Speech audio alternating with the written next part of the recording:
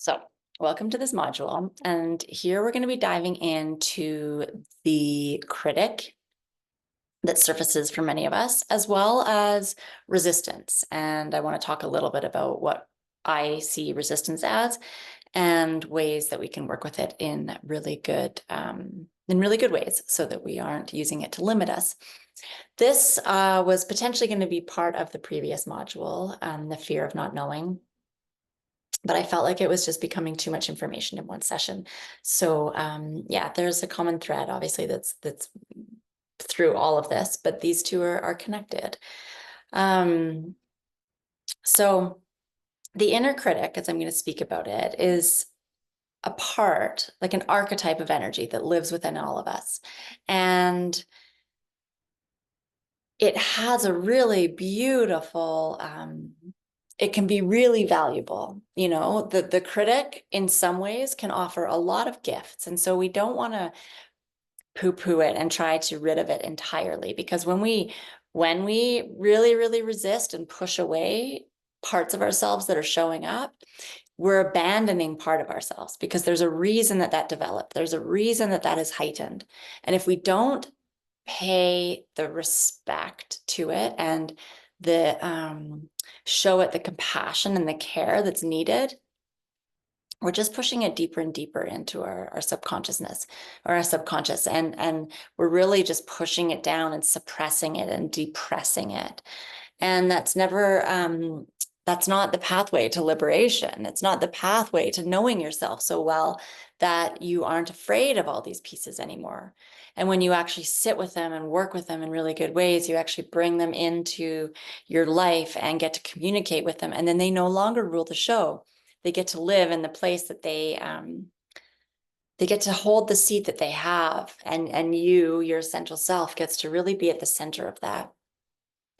And so the critic, correction, perfectionism can really live here.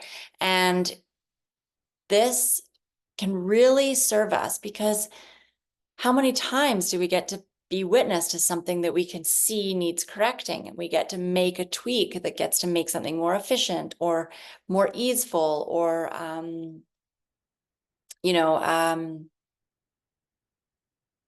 better. We can correct things into betterment, and that can really serve us. This is also like, can be a lot of pattern recognition here. We get to really recognize patterns that aren't working and shift them into something that is going to help us bring more joy into our lives. So correction and the critic who can notice correction, or when things need to be corrected, is really valuable. The problem is that when we're moving from a more fearful or mistrusting place, the critic can get like very heightened, and it can feel afraid of things. And so all it does is just focus on the things that aren't right, focus on everything that needs to be corrected. But some of that energy that goes towards thinking that something needs to be corrected is actually just wasted, because it doesn't even need to be corrected. It's just necessarily not the right time, or nothing's actually wrong. We're just being impatient. And the critic comes in and just focuses on what isn't working. And it's like these blinders go on to to the rest of life that's happening around us.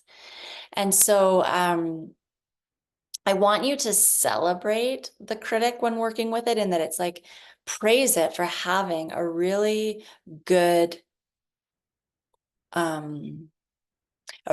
skill set. It has a really good skill set of identifying what needs to be corrected, but let's not lead from the critic. I want the critic to just be part of the team. And let's call it something, what's the word that just came in? It's not like criticism, it's like the refiner. It's just here for refinement. Very Virgo energy. I don't know. Virgo is here for refinement. But we really want to refine, but from a place of trust and expansion, not criticizing. And so what other piece I wanted to bring in here is that criticism, similar to worry, can be so wasted. Like it's such wasted energy. And we think that we're actually paying attention to, like we're bringing energy to the thing that we care about because we're focusing on it. So it's like if I worry about the thing, it means that I'm showing the universe that I care about it. Or I'm just like I'm just paying it the respect and the energy it needs because I'm worrying about it. And it's the same with the critic. It's like if I'm just consistently here nitpicking at everything because I care, it's showing the thing I want, or it's showing the universe how much I care. And it's absolutely wasted energy. And it is not in alignment with the law of the universe, the law of attraction. Because when you're focusing on something with worry or criticism, you're actually just bringing more of that into your life.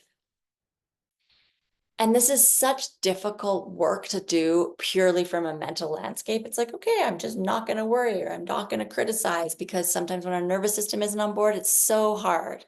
It's so hard to really shift those things. I understand that. I know it. It's why I work with the nervous system. It's why I do like the hands-on nervous system work. And I work deeply with people around this, because it can be really hard to shift our mental framework if the nervous system isn't on board.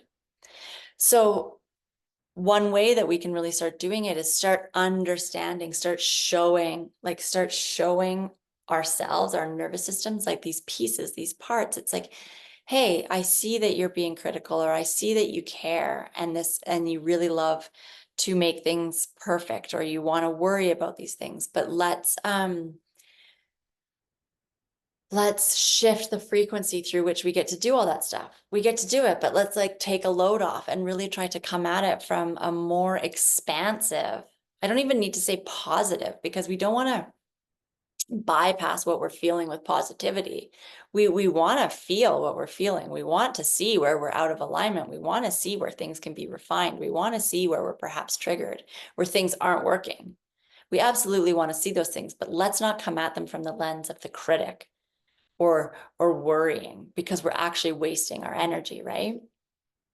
And so can you shift the critic into the refiner and just see like what actually needs to be refined in this moment, and where are just my preferences not being met, and where do I need to lean into a little bit more trust? Where are my preferences not being met, and I'm just allowing the critic to like run away with that and completely derail me, to pull me out of my alignment, to pull me out of my self-trust. I have like very strong refinement archetype in me, and it's taken me a lot of work as well to work through this one, because I can busy myself on tweaking all these little things that don't really need to be tweaked, because I think I'm paying attention to the thing. And so it's about becoming very conscious about where we're placing our refinement energy, and is it actually supporting us? Or are we just spinning and worrying and criticizing ourselves? Okay, so really just paying attention to the critic. I like to envision it as like part of the team, but we get to work with it in a way that starts to soften its energy. It gets to shift into the refiner, and it gets to be a seat at the table. It's not running the whole goddamn operation. Because when we're walking around and we're like, that's wrong, that's wrong, that's wrong, that's wrong, like, believe me, it's not hard to go out in the world and point out all the things that are wrong, so that everything in your field of awareness is just like wrong, wrong, wrong, wrong, wrong. Those things that are right, we want to pay attention to, because we're actually attracting, we're becoming more magnetic to the things that are right.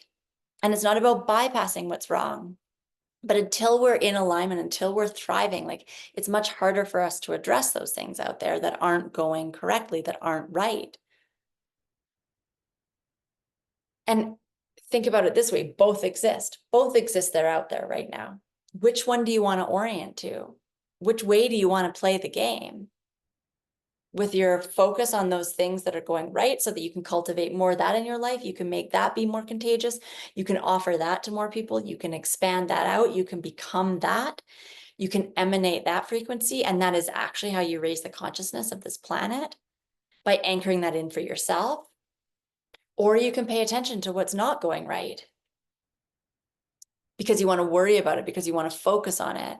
And then you become so enmeshed in that frequency that all you do is walk around and think you're doing yourself a favor because you're noticing where everything doesn't work out. And it's fine to notice those things as long as you are fully anchored in this side of where things are, where possibility resides. So paying attention to how you're working with the critic, let's not poo-poo it, let's not shun it, but just start working with it in a very different way, okay? The other piece I want to weave in here is resistance, because when we come up against resistance on our path, it can be very easy for the critic to jump in and see and tell us like, hey, this means that something's wrong. Give up. It's not working. This should be easier. Everyone's talking about ease flow, ease flow. There's no flow here. I have to work too hard. And the critic can really derail us when resistance comes up.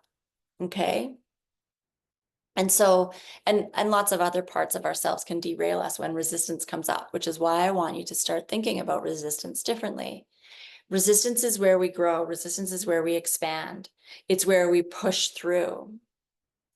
You know, growing pains. They're called growing pains because they're a thing and they actually are painful.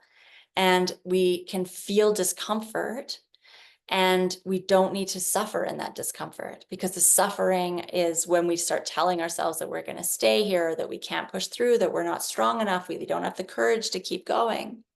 Or we can feel the discomfort, feel the resistance, and continue to work through it and continue to push up against it until we hit that tipping point where we actually get to push through and we liberate into the next expression.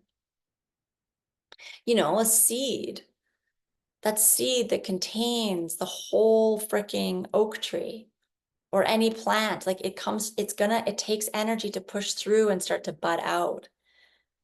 But the seed doesn't tell itself like, oh, this is too hard. I can't do it. I don't know if I have like an oak in me. I don't know if I have this. It just does it.